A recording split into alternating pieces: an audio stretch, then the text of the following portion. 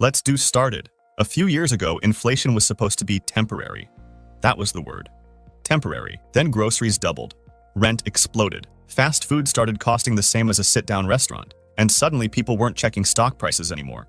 They were checking egg prices. Now here's the strange part. Inflation never really left. It just slowed down enough for headlines to move on. Because inflation doesn't feel like a disaster at first. It feels like confusion. You walk into a store thinking you know what things cost, and realize your brain is running on old software. $10 used to buy lunch. Now it buys a drink, fries, and regret. And right now, the fear creeping back into markets is simple. What if inflation is coming back again? Not the dramatic, wheelbarrows full of cash kind. The modern version. Slower, cleaner, more believable. The kind where governments say everything is under control, while your monthly expenses quietly mutate into a second rent payment. Here's the uncomfortable math. Modern economies run on debt. Massive debt. Governments borrow. Companies borrow, consumers borrow. Entire systems are built on the assumption that tomorrow's money will be cheaper than today's. Inflation actually helps that system. If a country owes $35 trillion, paying it back becomes easier when the currency itself buys less over time. It's like shrinking the ruler instead of building a taller wall. That's why central banks walk a strange tightrope. They publicly fight inflation, while privately needing some inflation to keep the machine functioning.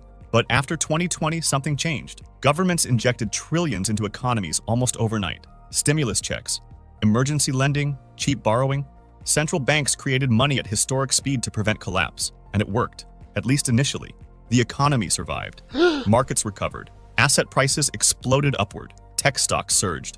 Housing went vertical. Crypto became a religion for 6 months. Then reality sent the invoice. Too much money started chasing too few goods. Supply chains snapped. Energy prices jumped, labor became expensive, and inflation surged to levels many people under 40 had never experienced before. Central banks reacted aggressively. Interest rates shot upward at the fastest pace in decades, and inflation cooled. But cooling isn't the same as reversing. Prices rarely go back down. They just rise more slowly. That's why people feel disconnected from the headlines. News anchors celebrate inflation falling, while consumers stare at $12 sandwiches, wondering if they accidentally entered an airport. Now the real concern is what happens next. Because governments still carry enormous debt. Wars and geopolitical tensions are disrupting energy and trade routes. Housing remains expensive.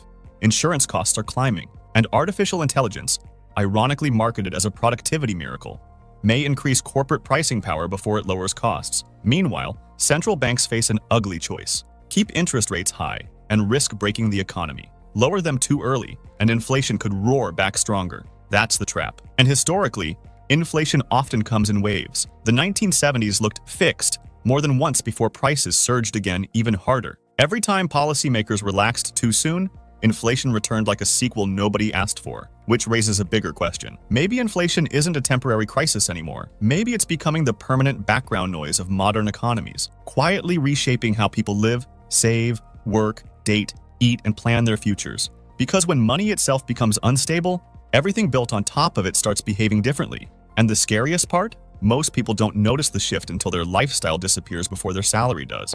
Thank you for watching.